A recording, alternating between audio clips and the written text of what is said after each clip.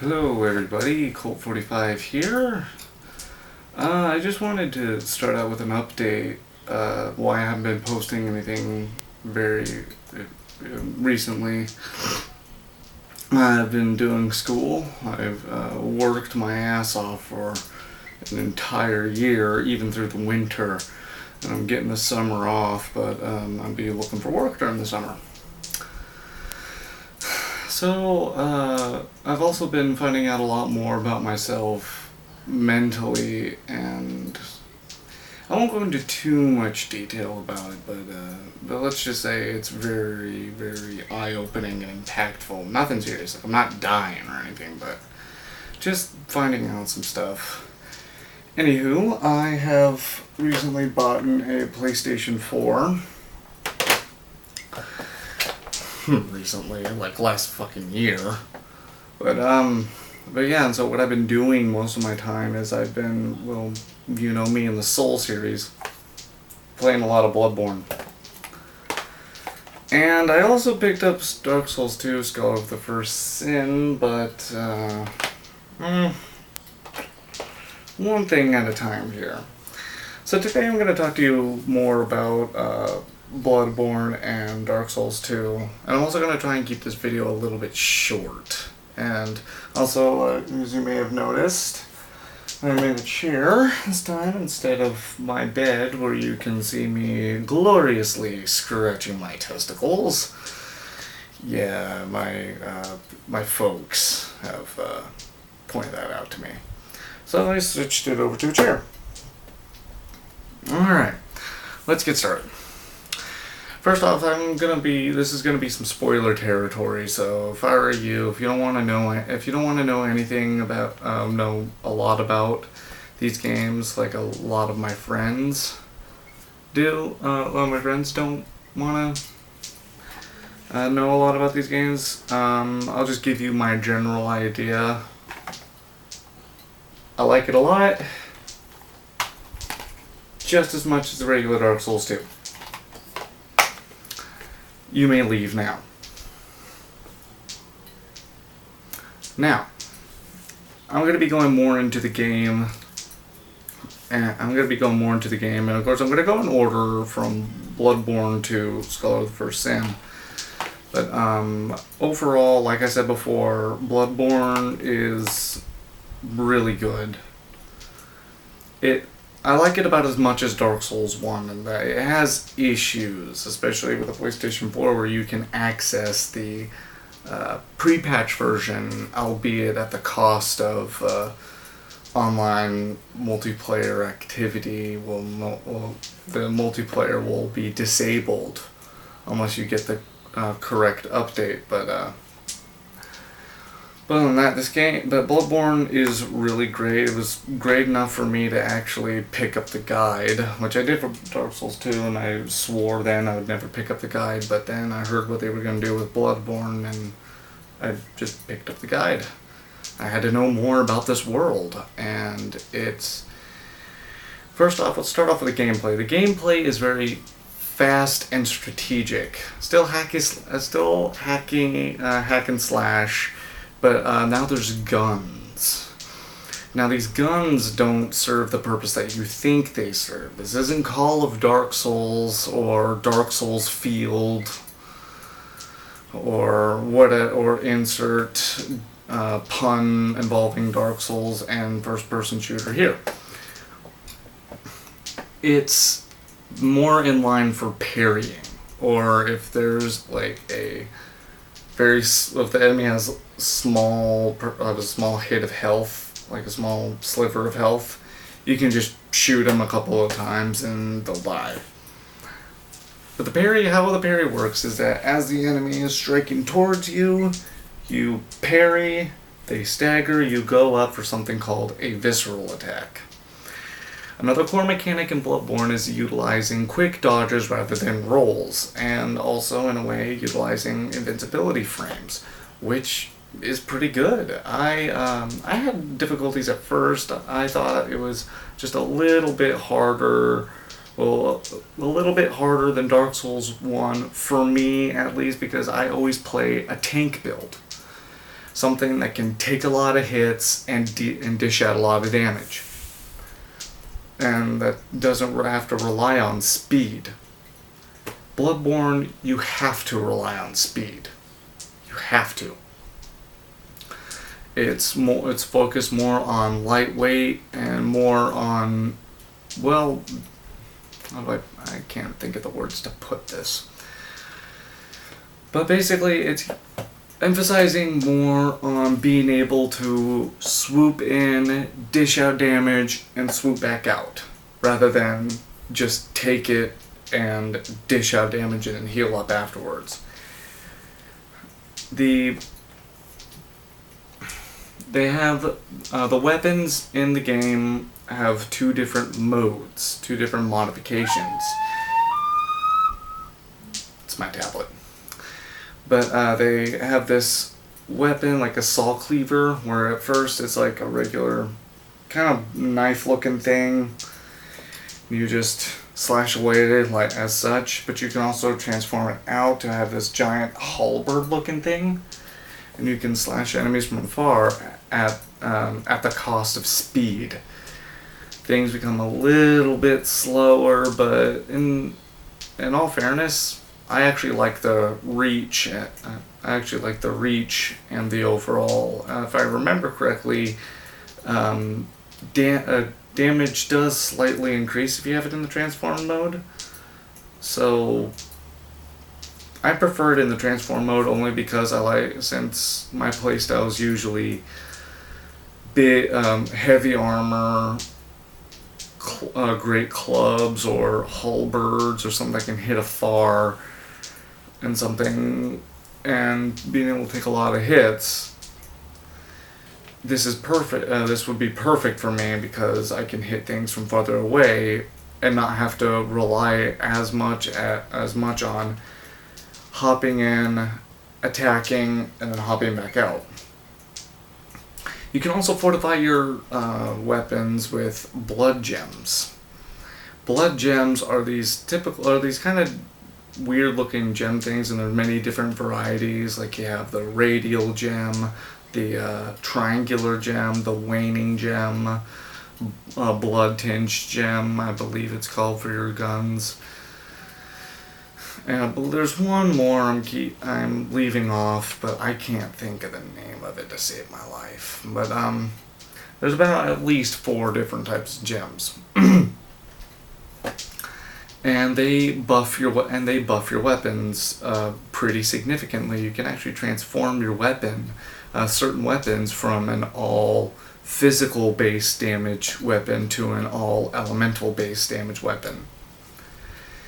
Now, the armor in Bloodborne is very lightweight, and you're not meant to rely solely on your armor like you could in Demon Souls and Dark Souls. Well, I shouldn't say solely. Rely heavily on your armor like you could in Dark Souls 2, and Demon Souls. This one's meant to give you fairly minimal protection, and you have to utilize dodging everything rather than just taking the hit and blocking things and just attacking. There's only one shield in the entire game, and it's meant mainly more to block bullets. How that works, fuck if I know. But it is in the Victorian era, so guns weren't quite as effective as they are today. And you also have something called runes, which give your character an added buff. Like you have 3 Carol rune slots and an Oath rune slot. The 3 Carol rune slots you can have, you can have more frenzy resistance, which frenzy is essentially insanity. If your frenzy bar goes all the way, it takes 80% of your health, of your full health. So if your health is already less than 80, then as soon as you get frenzy, you just die. Or you have added poison resistance, or added physical defense or stuff like that. And of course, get more blood echoes or discover more items off of corpses. Then you have the oath runes, and oath runes are essentially your covenants. There's only 3. I mean, I heard from various articles that there's a fourth covenant, and basically if you keep invading people, the invasion system's back, by the way. If you keep invading people, then I heard that you'll be branded under a certain covenant, and you'll get this oath rune. Not sure what it does, and never really seen much of it, so I'm not really gonna credit that for right now. If you can find evidence of this, then by all means, please comment away. It's okay. You have a variety, and as before, you have a variety of stats. You have, of course, vitality, endurance, strength. Then you have some other ones like skill, which is dexterity, essentially. Blood tinge, which is perfect for very specific weapons and guns mainly. Arcane, and there's arcane. I don't think I'm leaving out any, but I'm not sure. Arcane is your magic. This is, but there's something askew with the arcane system. You don't really get any spells until considerably late in the game. And also any weapon that you possess that has a scaling with arcane, you have to put some elemental effect on it first, and then the scaling takes effect.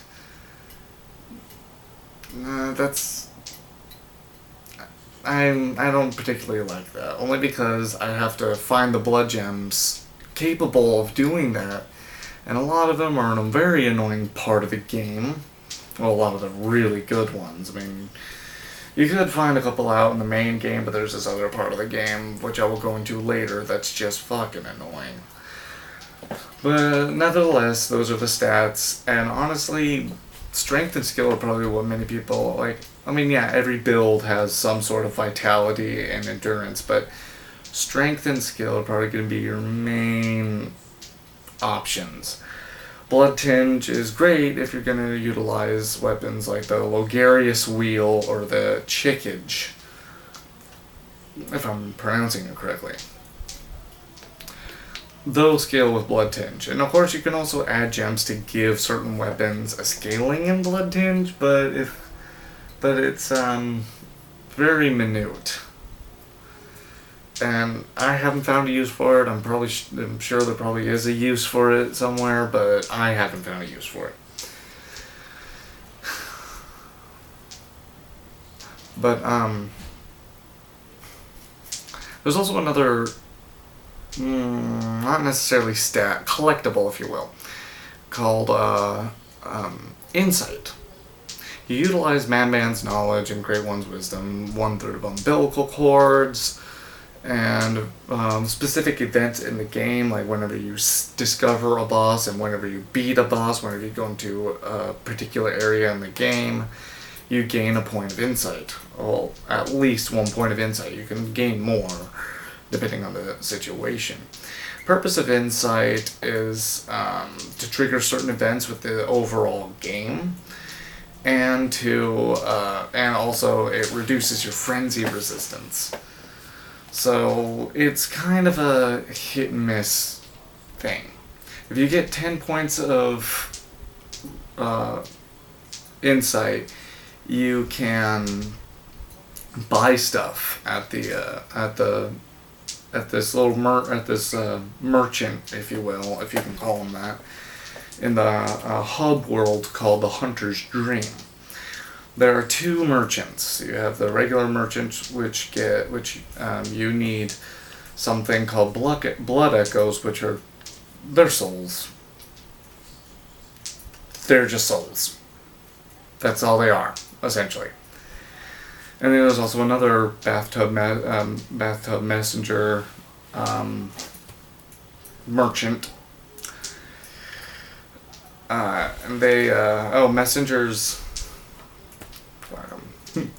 Messengers are these little tiny creatures that find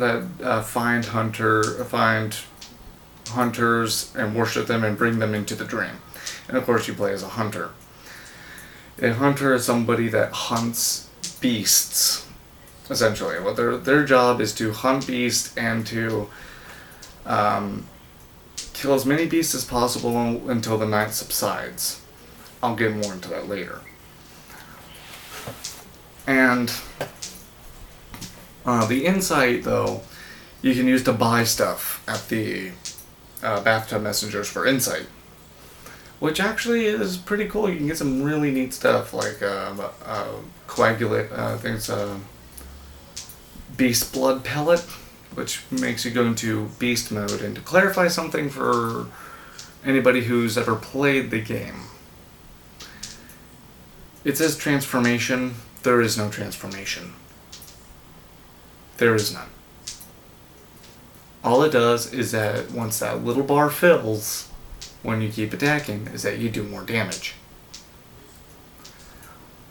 As far as I know, there's only one weapon out there where it actually does transform you somewhat into a beast.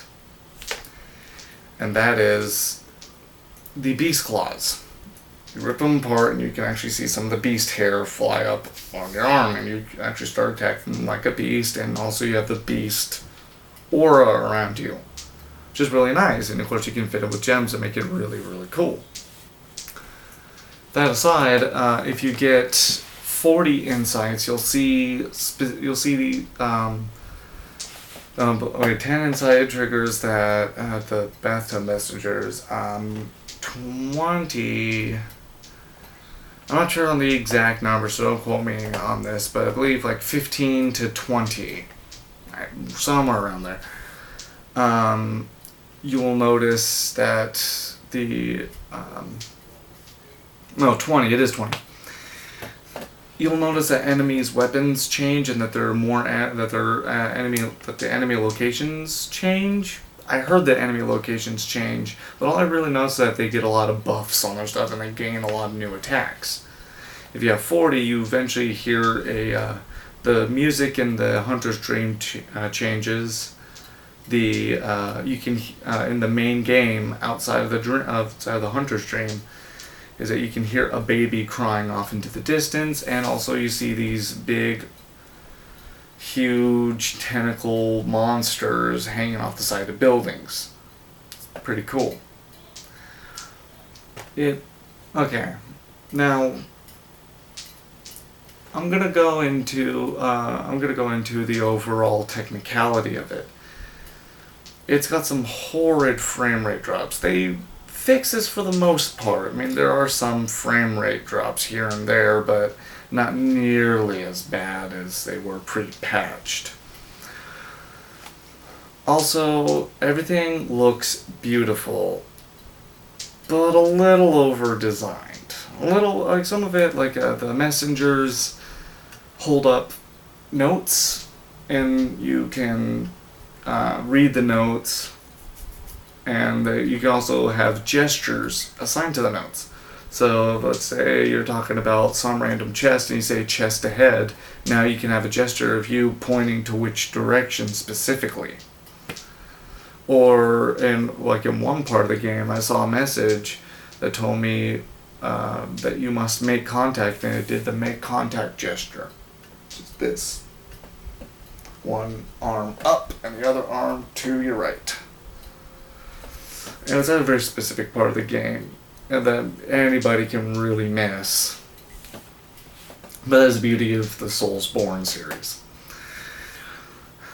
But everything, other than that, everything looks beautiful. And now with the patches, everything runs fairly smoothly. Now, overall, this game felt short. Comparatively speaking. I mean, it's still a big game. You're still going to sink about... my first run through, I sunk about 60 hours into it. But Dark Souls... Can't remember my first run through. I probably mentioned it in my first video, but... But needless to say, it's probably like at 60 or a little bit more. I'm not sure, but I collect this one at 60.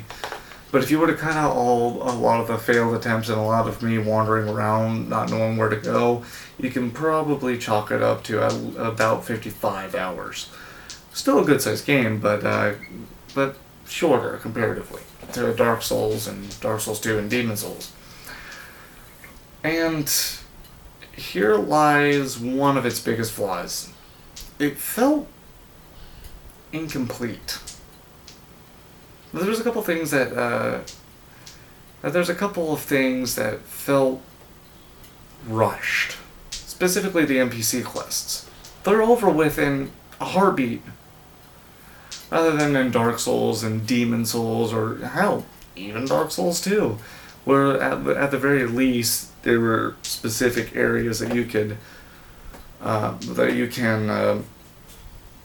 talk to them, and they'll require you to do something and require you to go past certain levels of the game, and also there are a lot more encounters with those NPCs in all the preceding games. This one, the average encounter for some of the NPCs is about, well, two of the major ones I'm mainly referring to is Eileen the Crow and what's his name? Alfred. He's part of the Executioners. I can't remember the other part of his name, but his name is Alfred. We have Eileen the Crow and Alfred. I'm just going to call him Alfred the Executioner. Those are really interesting NPCs, don't get me wrong, but I wanted to see more. Like, there's only 4 encounters, though they were good, and the overall arc is good. The overall story is good, but I wish they were to develop it a little bit more and actually have it span more than just an hour or two. Now I'm going to go into the story. The story's pretty good, and it takes a new approach. It goes from this gothic, almost Bram Stoker, Edgar Allan Poe kind of feel for the first, I would say, third of the game. The first half. I would say the first half. The first half of the game is set in this old Victorian city of Yarnum. And you have all these afflicted people with this scourge and this basically this disease of the blood, and they're transforming into beasts, which is basically From Software's take on lycanthropy or lycanthrope. I've heard it both ways. And then when you get to Canehurst Castle, that's, well, if all of you vampire buffs know who Cain is.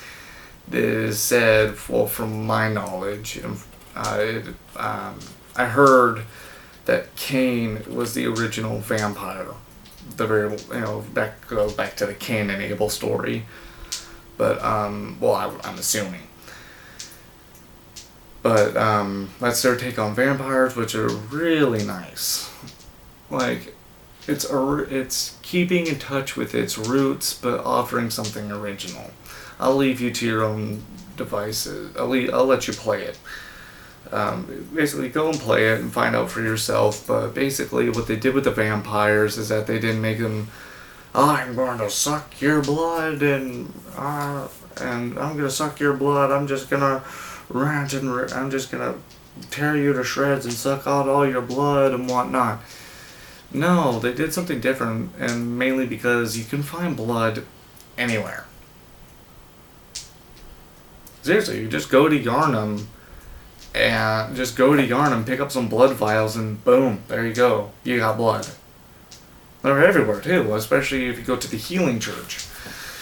You may argue, well, that's a church, but again, religion, well, if you look at all the Soulsborne games. Religion isn't necessarily made fun of, but basically it adds to the whole hopelessness feel to all these games, and that in Demon Souls, that God in Demon Souls is actually the old one, which is this demon thing. Like, there is, like, in this world there is a god, but the ones that people are worshipping are actually worshipping the Great One, which is a demon. It feasts upon souls to be powerful. Dark Souls 1, the church is corrupt, and all these people, well, not necessarily corrupt, but basically out of desperation, the church the church basically is finding a way to get humans to feed their humanity to the bonfire to keep the age of fire going. Now, Bloodborne, kind of the same thing, because everything can be found or can be traced back to one war. Like, it's a very disappointing level. Great boss fight, disappointing level.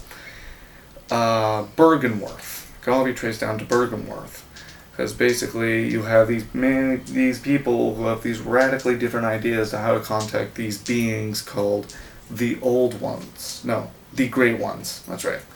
Getting the Lovecraftian thing mixed up. But they're trying to make contact with these Great Ones, and this guy by Lawrence, I believe his name is, he wanted to utilize the power of the old blood that they found in the great Thumerian civilization underground. Now that they found underground, Willem thought the way to achieve this was by lining the inside of his head with eyes. Well, not the inside of his head, the inside of his brain with eyes. Which is a very interesting take. And then you have the choir, who I'm not really sure what the choir does, but there's some lore videos floating around, and then you have the School of Mensis, which basically thought that the way to talk to make contact with the Great Ones is through dreams. And so they put their heads in cages to essentially trap their dream in place, so that way they can remain inside the dream. And it's a lot darker than any of the Souls game, than all the Souls of the previous Souls games.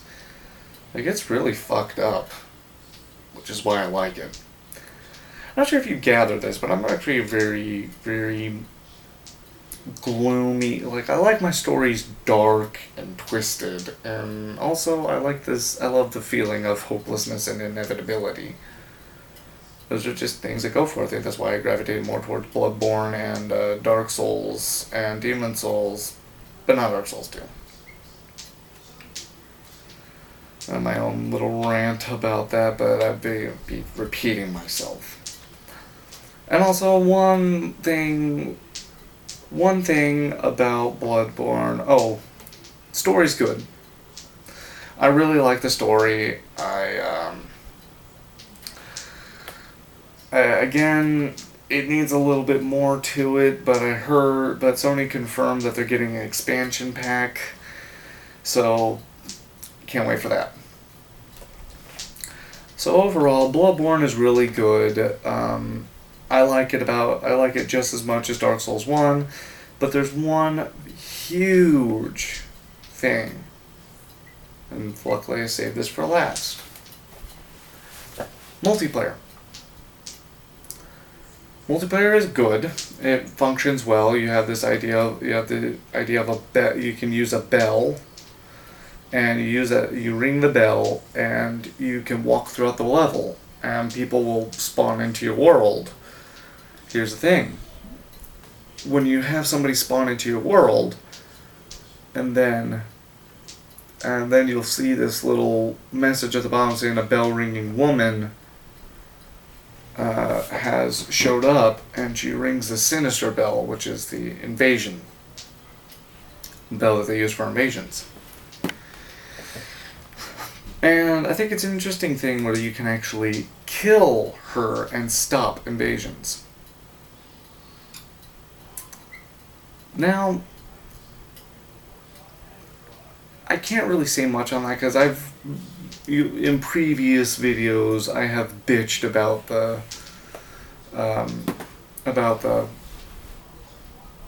invading, about how I just want to get through the fucking level, and to my purposes, this works well. But if you like the idea of, having people come into your world and ruin your shit or whatever, then this might irk you a bit. This might take away from the experience, because essentially you can turn off invasions by killing the bell-ringing woman. Now, invasions, I've never really tapped into the invasions, only because I usually almost never invade. I've tried it a couple of times, but my character's too high of a level, so there goes that idea. But from what I've heard, from what I've seen, you can heal yourself. They actually opt not to use they actually tell people not to use healing.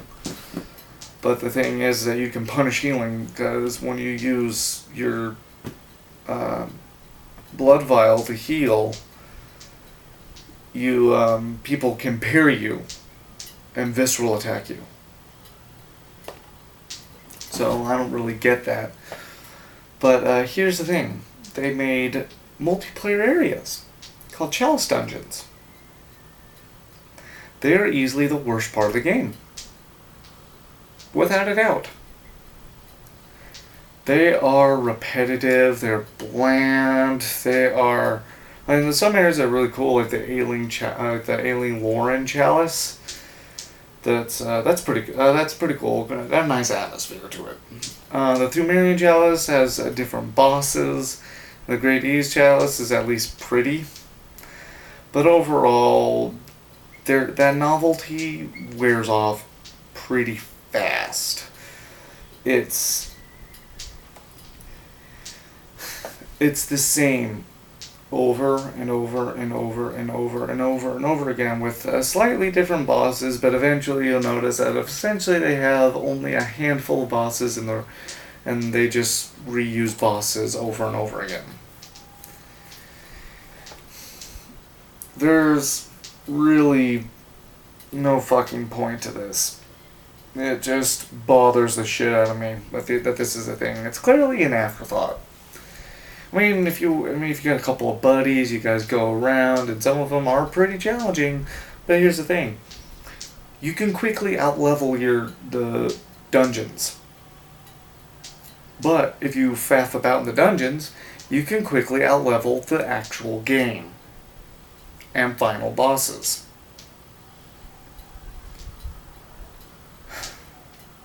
Okay. The dungeons don't scale with New Game Plus,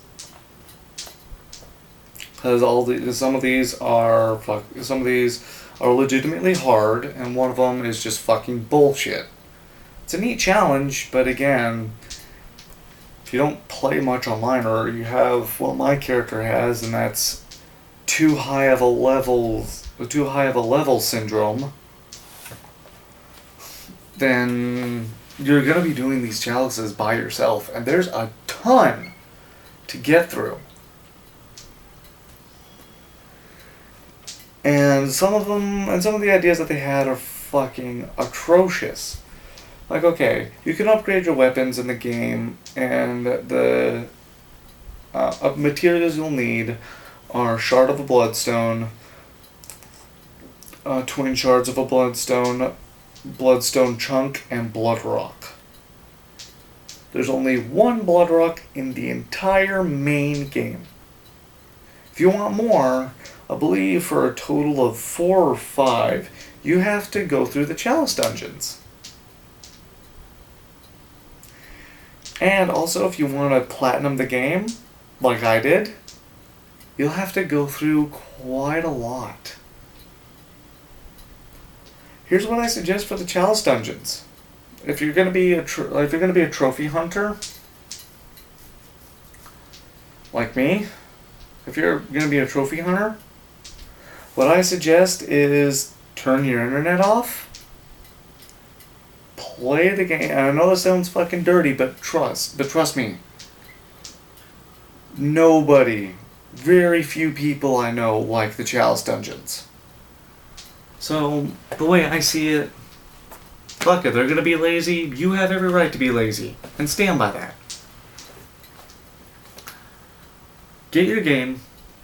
Just delete the save data, and like once you've completed the game a couple of times and you know your way around the bosses and whatnot, delete your save data. Delete the game data. Turn your internet off for your PlayStation 4. Put the game in, reinstall that data, and just use the duplication glitch. Look it up on YouTube if you're gonna try this. If not, let me tell you, it's not worth it. Especially the end. You get the Yarnum Stone when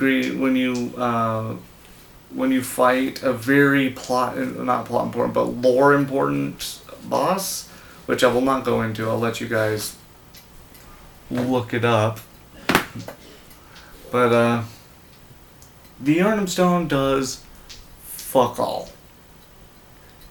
I heard somewhere that it does make does put the Ritual Blood rank 4 into the into the Bathtub Messenger merchant, but I'm not sure about that. And then again, I haven't checked, so can't really say that for much. But even then, if you got into that part of the game, then you don't need Ritual Blood 4. Rank 4 Ritual Blood. You don't need it. You got tons of it at this point. Honestly, what I suggest doing, get all the way up. What I suggested before was the cheating method, and again, stand by that. I stand by that because they clearly didn't put any ounce of effort into it. If they were to put any ounce of effort into it, they would have made them much better, much more different, and actually have different bosses and not quite as much, because there's a ton of them, a ton. All right, but anyways, on to the message, on to what I recommend. Get the short route Chalice. Go to the makeshift altar, put it there, and just search for the Great Thumerian Ihyll Chalice. Search for that one. Do not set, and if you don't get to that one, exit out, try again. Because when you get there, then just go through all that, kill the last boss, get the Yarnum Stone, you got the trophy. And you can also get all the a couple other trophies that are made kind of specifically towards the Chalice dungeons, but you can get them through the main game, through New Game Plus, New Game Plus Plus, or what have you. But overall, it's a good game, but fuck the Chalice dungeons. Why I say now, I saved Dark Souls 2 Scholar of the First Sin because there's not much to say about that. It's Dark Souls 2. You already know how to fight all the enemies. The only one I can really suggest Dark Souls 2, let's go the first sin to, are for those who exclusively own a PS4 or Xbox One. And that's pretty much it. Only because it's the only Dark Souls game available as of right now on the Xbox One and PlayStation 4. You could argue Bloodborne, but I mean any one of the original games that you know and love. And essentially all it is that they they shift around enemy positions, and they also shift around the chest and item locations. And you get all the DLC. Which, okay, it's just Dark Souls 2, just shift it around a bit. And that's it. Essentially. There's nothing more to say. Even for the fact that, oh, I get all the DLC. If I remember correctly, they're $5 a piece. Even if they are $15 a piece, it's still worth less than this. And you already know the other game, the other version, very well. Oh yeah, they also added Aldia, who was an interesting NPC, and they also shifted around some of the dialogue. But here's the thing: they did that in a patch for the original version of Dark Souls 2. They did that in a patch. So this is only useful if you have a PlayStation 4 and an Xbox One and you really want to play Dark Souls 2. If you have the other version, just keep it and and if you really want the DLC, just buy the DLC. Oh yeah. By the way, the reason why I didn't do a review on the Crown of the Ivory, the Old Ivory King DLC, is because I got so bored of it. And it was just so dull and so uninspired. There's nothing to say because it's just boring. That's its sin. It's boring. I just did not want to go through it. And the more that I see these DLCs, the worse they get, and the more I just really don't want to sludge right through them. It also doesn't help that my character's on New Game Plus 7.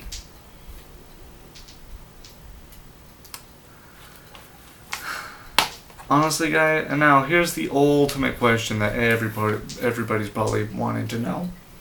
I know it's kind of late since it's been out for about 2 months now. Is it worth buying a PS4 over? Now, I bought my PS4 specifically for Bloodborne. But also some games on there that I quite liked. And I might do reviews of those later. But in my honest opinion, yeah. I have fun. I'm going back and beating the game over and over and over again. Hell, one thing that happens with me is that games will influence the stuff I read or stuff I'm really interested in. So, like for example, I played God of War as a child, and that got me interested in Greek mythology. And, well, Bloodborne made me go back and read Bram Stoker, and one person I forgot to mention that heavily influenced Bloodborne it got me to read H.P. Lovecraft. And they're really good. They're really good. Anyways, it's been quite a while So I must go. So, this has been Colt 45, and as always, keep playing.